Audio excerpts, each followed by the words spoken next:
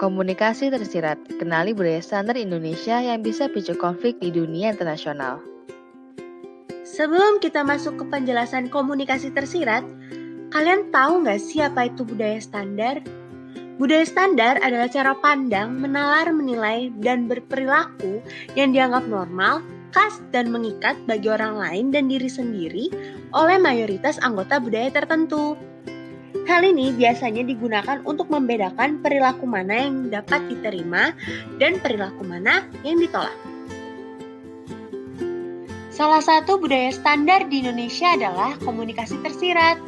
Oleh karena itu, yuk kita bahas lebih lanjut apa sih itu komunikasi tersirat? Komunikasi tersirat merupakan budaya standar yang ditandai dengan penyampaian pesan secara tidak langsung dan melalui simbol. Komunikasi tersirat biasanya menekankan pada bahasa nonverbal seperti gerak tubuh, nada suara, mimik wajah, senyuman, dan kerling mata. Di sini, konteks berperan sangat besar. Oleh karena itu, akan timbul kekeliruan apabila hanya berfokus pada perkataan dan mengabaikan isyarat nonverbal. Yang terpenting adalah bukan yang tersurat, melainkan yang tersirat. Apa sisi positif dari komunikasi tersirat? Yang pertama, menjaga keharmonisan sosial. Pengungkapan secara tidak langsung dinilai lebih sopan, halus, dan lebih dapat diterima oleh masyarakat.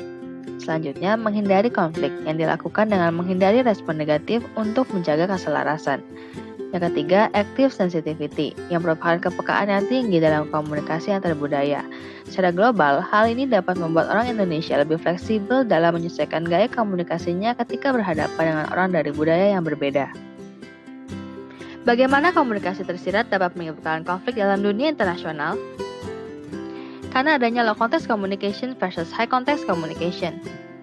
Menurut Edward T. Hall, orang dengan budaya low context communication memiliki gaya bicara yang langsung, lugas, dan terus terang.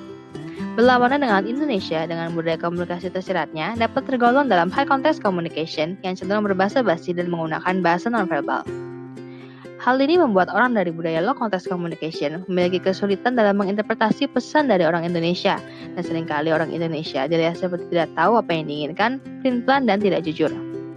Selanjutnya, negara low context kurang dapat menoleransi ambiguitas dari bahasa nonverbal. Setelah ini akan diberikan contoh bagaimana komunikasi tersirat dapat menjadi potensi konflik dalam konteks komunikasi antar budaya. Dita sedang ditugaskan ke kantor cabang di Perancis. Di sana, ia memiliki rekan kerja bernama Curtis. Pada suatu hari, Curtis ingin mengajak Dita untuk melakukan jogging pada Sabtu sore.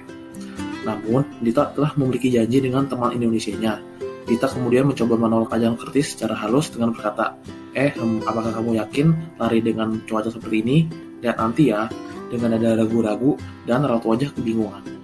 Namun, hingga hari Jumat malam, Curtis masih belum menerima kabar dari Dita. Curtis kemudian merasa Dita sangat pelin-pelan. Curtis merasa apabila Dita berhalangan, sebaiknya ia mengatakannya secara langsung. Di sini, komunikasi tersirat yang dilakukan oleh Dita dapat memicu konflik. Di Indonesia, jawaban lihat nanti ya dengan nada ragu-ragu dan wajah kebingungan merupakan bentuk penolakan secara halus. Namun, Curtis yang berasal dari negara low konteks tidak dapat menginterpretasikan maksud Dita dengan benar. Disinilah miskomunikasi yang berujung konflik dapat terjadi. Dari pembahasan kasus sebelumnya, dapat disimpulkan bahwa orang Indonesia memiliki budaya komunikasi tersirat atau high context communication, di mana budaya komunikasi ini bisa menimbulkan sebuah konflik apabila bertemu dengan budaya low context communication. Jadi ayo, kita memperdalam keterampilan berkomunikasi antar budaya dengan mengikuti pelatihan dan berbagai seminar yang dapat mengembangkan keterampilan komunikasi seperti pelatihan komunikasi asertif dan juga pelatihan komunikasi antar budaya. Dan ingat, effective teamwork begins and ends with communication.